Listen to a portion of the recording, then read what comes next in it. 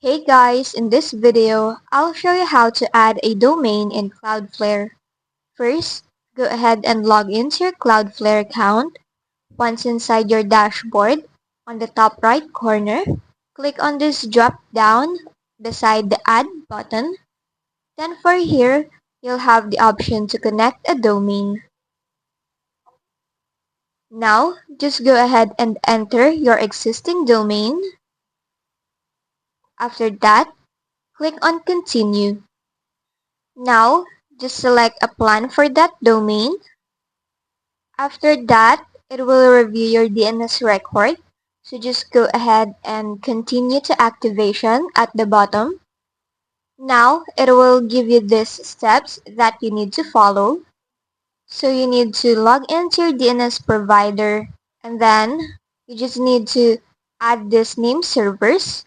Once that's done, just go and continue.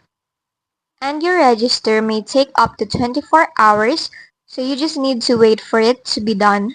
But that's just basically it. That's how you add a custom domain to your Cloudflare. So once you go to your dashboard, you will now see that your new domain is added to it. And that's just basically it. If this video helped you, don't forget to like, subscribe, and hit the bell icon for more tutorials.